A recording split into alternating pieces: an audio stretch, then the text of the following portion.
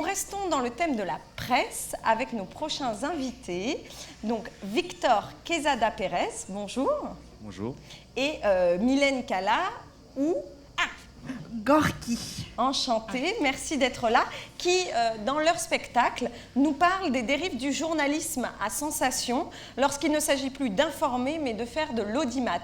Vous êtes respectivement metteur en scène et comédienne dans La mémoire des serpillères qui se joue à la Présence Pasteur tous les jours à 12h15. On regarde un extrait filmé par Laurent Troude et on en parle juste après avec vous.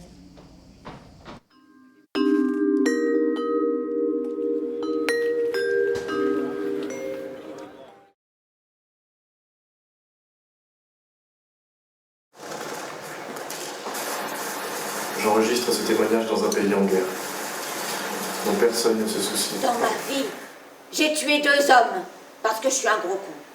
J'ai cru défendre ma patrie, mais j'ai défendu que ma connerie. Mon métier dans la vie a été d'observer la connerie. Et pour en parler au monde entier, c'est un cimetière que j'ai créé. Tu peux consommer autant d'eau qu'un Américain. Dégager dans l'air autant de gaz puants que n'importe quelle démocratie. Tu restes ici cette nuit et tu fais ce qu'il te dit. Si t'es gentil, le monsieur il va t'acheter une paire de chaussures. Nous avons eu ici, à Lausanne, déjà une première réaction du commissaire européen chargé des négociations avec l'Organisation mondiale du commerce. Il dit en substance: les contrefaçons représentent 10% du commerce mondial. Si nous parvenons à éradiquer ce fléau, l'économie mondiale pourra repartir d'ici quelques mois sur des bases saines et solides. Alors, monter une pièce sur les contradictions et tourments des journalistes dans une société où seul le nombre de morts est une information digne d'intérêt, c'est quand même criant de réalité, non ? C'est malheureusement criant de réalité. Malheureusement, oui. Oui. Bah, c'est une pièce qui a été écrite il y a 3 ans avec Matej Wisniewski, donc l'auteur de la pièce, qui est un des auteurs contemporains qui est le plus joué au Festival of d'Avignon depuis des années. Et Matej m'avait proposé de travailler sur plusieurs thématiques au fur et à mesure des années, et on cherchait une réponse justement au monde soviétique. Et je pense que le lavage de cerveau fonctionne très très bien dans le monde soviétique, mais aussi il fonctionne très très bien dans le monde occidental, et il fonctionne très très bien justement par rapport au monde médiatique qui crée un nouveau lavage de cerveau. D'ailleurs, c'est un peu dit dans la pièce justement où les médias ont créé le consommateur en nouveau justement dans le monde soviétique. Sans en avoir l'air, et c'est ça qui est très fort, comment vous le montrez dans la pièce, comment vous allez à l'intérieur de ces tourments de ce journaliste qui ne sait plus où se mettre, où se positionner, qui en a jusqu'à des vomissements. Alors, vous nous parlez d'une société donc très dure, qui est un futur plus ou moins qui nous attend, futur proche, mais ce sont des clowns qui nous racontent cette histoire. Pourquoi des clowns ? Pourquoi des clowns ? Parce que, en fait, c'est pas pourquoi des clowns. C'est-à-dire que c'est une figure de style théâtral, en fait, le clown. C'est pas le clown en tant que tel qu'on pourrait trouver dans des cirques.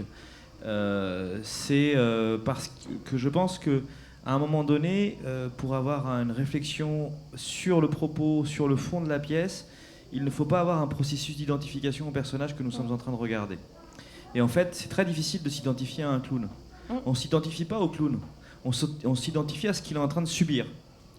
Parce qu'il est naïf, parce qu'il est innocent, etc. Donc, oui, désolé Gorky, c'est comme ça. Et donc, d'une certaine manière, le clown, à chaque fois, nous a amenés ailleurs.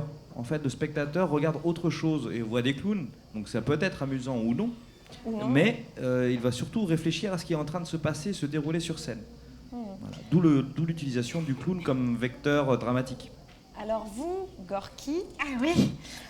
Je suis venue voir votre pièce que j'ai beaucoup aimée, et à un moment, vous êtes la créatrice, je crois, d'un cimetière des cons. On l'a vu dans le reportage. Qu'est-ce que c'est un cimetière des cons ? En fait, c'est un cimetière que moi j'ai initié parce que quand on a fait la guerre, tout le monde a voulu se séparer. Et moi j'ai dit non, on va faire un cimetière commun.